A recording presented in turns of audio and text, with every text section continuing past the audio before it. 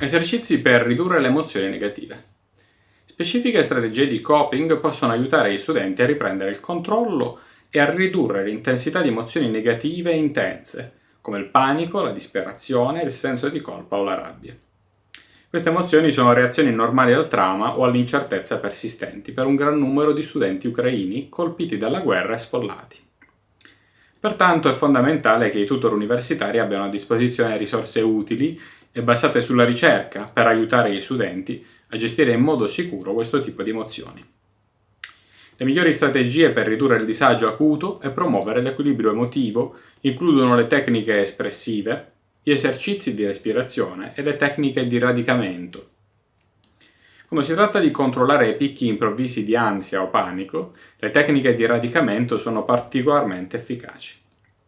L'esercizio di radicamento sensoriale 5-4-3-2-1 è una tecnica molto popolare in cui agli studenti viene chiesto di nominare 5 oggetti che possono vedere, 4 che possono toccare, 3 che possono sentire, 2 che possono annusare e 1 che possono assaggiare. Questa enfasi metodica sugli input sensoriali aiuta le persone a concentrarsi sul qui ed ora e a distogliere l'attenzione da pensieri angoscianti. Riportare l'attenzione al corpo, ad esempio appoggiando saldamente entrambi i piedi a terra e percependo la consistenza di una sedia o persino tenendo in mano un cubetto di ghiaccio, può contribuire a ridurre l'attivazione fisiologica.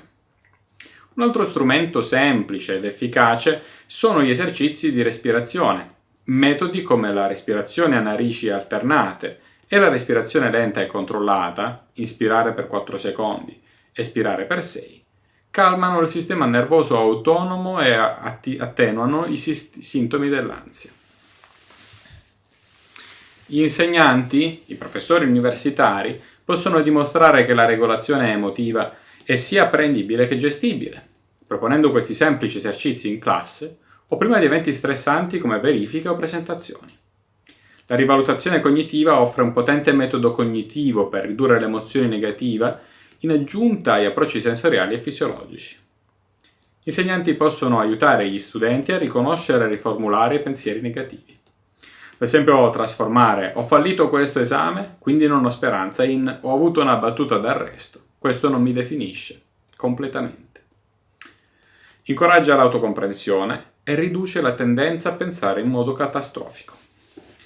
Nonostante la scarsità di ricerche sulla rivalutazione cognitiva in Ucraina, un'ampia mole di studi psicologici dimostra che la ristrutturazione cognitiva riduce costantemente l'intensità emotiva legata all'ansia e alla depressione in diversi contesti culturali. Un altro intervento semplice, ma efficace, è la scrittura espressiva. Gli studenti possono sfogarsi dal disagio emotivo essendo incoraggiati a scrivere liberamente per 5-10 minuti sui propri sentimenti e pensieri, senza autocensura. Oltre a promuovere la chiarezza emotiva, questo processo può ridurre i pensieri intrusivi. Analogamente, attività creative come dipingere, disegnare, suonare uno strumento o anche solo stringere una pallina antistress possono fungere da meccanismi di rilascio emotivo non verbale. Quando sono sotto stress, molti ucraini si rivolgono naturalmente all'arte, alla meditazione e alla respirazione ritmica come meccanismi di coping, secondo il profilo di Etnomed sui rifugiati ucraini. Pertanto, in un ambiente accademico stimolante, i tutor possono integrare o suggerire tali pratiche.